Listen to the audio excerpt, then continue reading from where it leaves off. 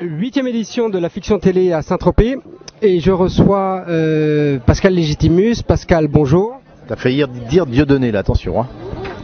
Donc, alors j'ai rien préparé. Pour une fois, j'ai rien préparé parce que l'interview s'est décidée au dernier moment et j'avais un peu l'impression de rencontrer quelqu'un que je connais parce que tu m'en voudras pas de dire ça. Ça fait quand même pas mal d'années qu'on l'a vu. Moi, j'ai été éduqué à l'aventure des inconnus, entre autres. Donc voilà, j'ai rien préparé. On va y aller comme ça, tout le go, ok?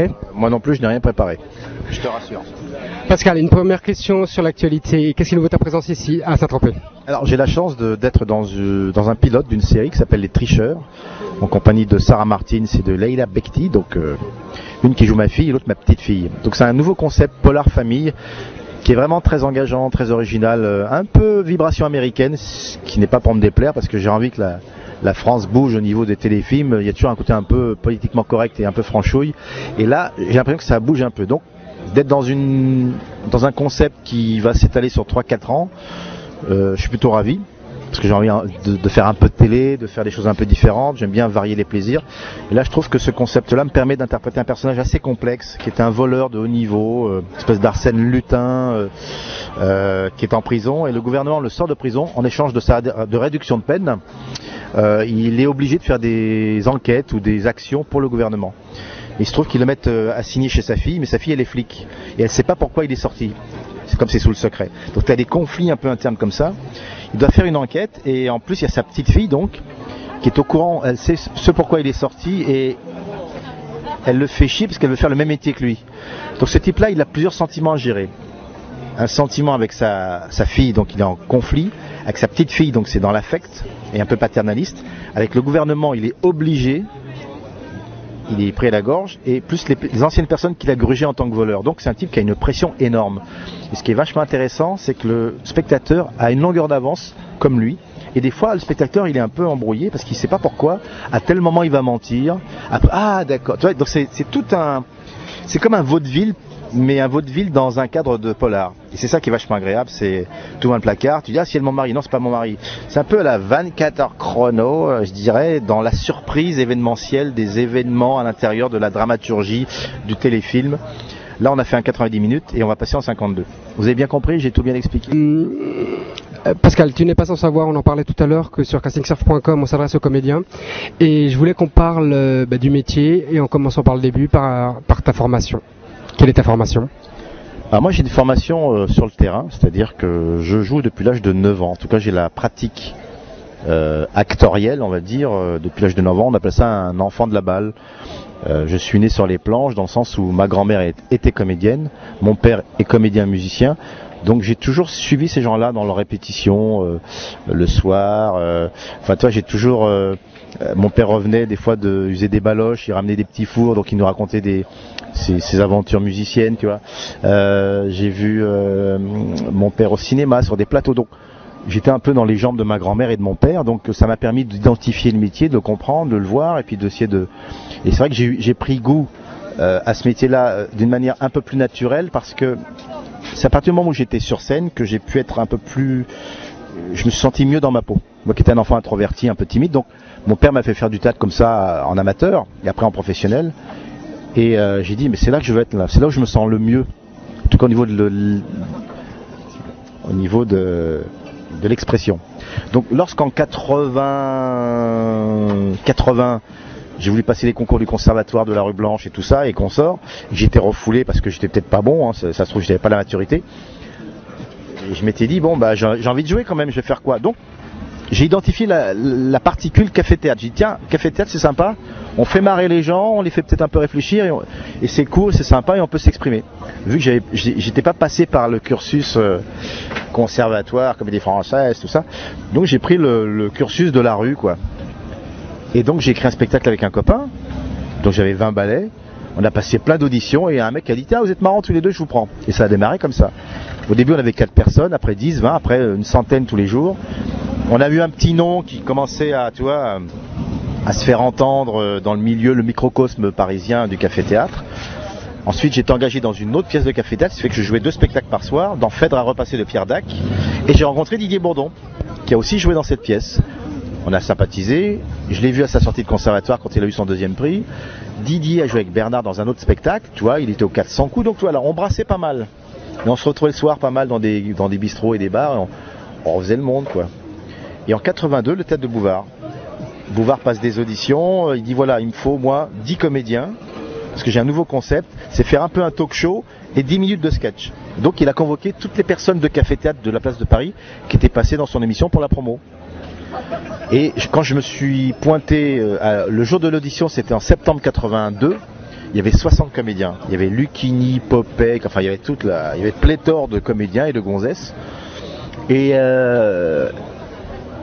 putain, le mec il te dit comme ça, voilà, moi il me faut les cocos 10 acteurs, alors j'ai un panier avec des sketchs, je tire au hasard et vous m'improvisez 3 minutes, vous me faites rire. Et je mets des notes et puis je prends les meilleurs. Alors nous, les chocottes et tout... À la dure. Ah ouais, à la baladure, il nous a bien baladé en plus. Donc, et moi je voyais les sketchs passer, il n'y a rien qui me plaisait, j'étais pas motivé par un des sketchs. Et tout d'un coup il sort un papier, il fait... Le patron d'une ébénisterie, donc qui travaille le bois, passe une annonce dans le Figaro et c'est un émigré qui se présente. Qui veut le faire? Moi je fais, moi monsieur. Mon pote il dit, putain mais tu veux faire ça toi? Ouais, j'ai une idée. Ah bon, tu veux improviser là-dessus? J'ai une idée.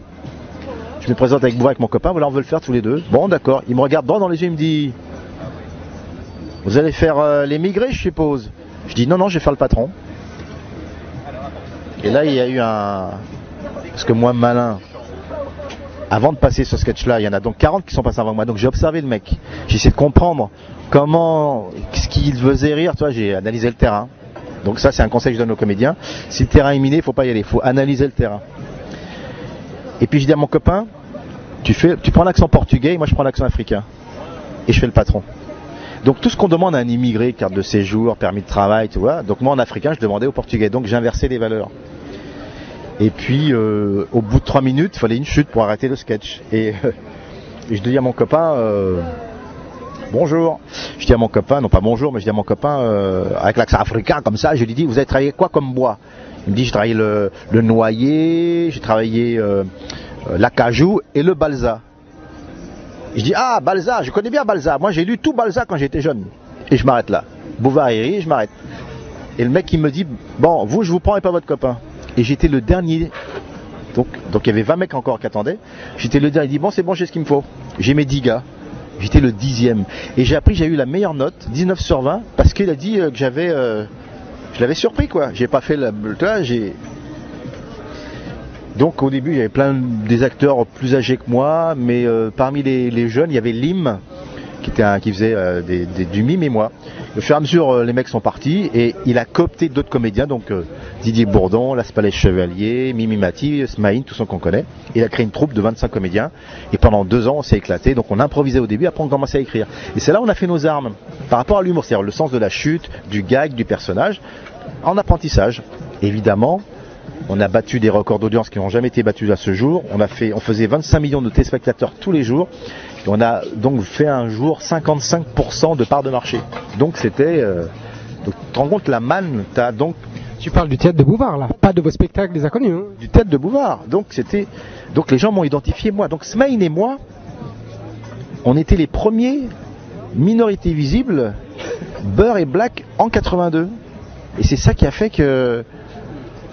Il s'est passé des trucs après.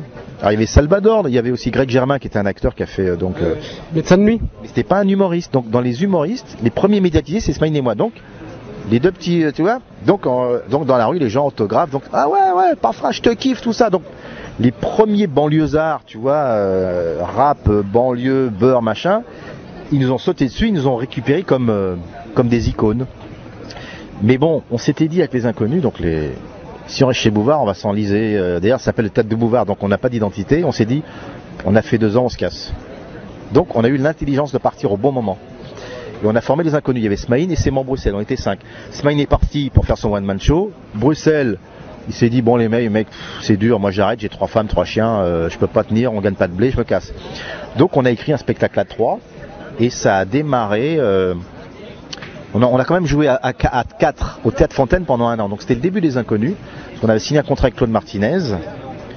Et c'est Lederman est venu après. C'est quand ça a marché que Lederman est venu, je le précise. Il n'a pas dit tiens, j'ai les petits jeunes qui sont doués. Non, il a dit tiens, ça cartonne bien, je les récupère. Donc il a poussé Martinez et il a récupéré.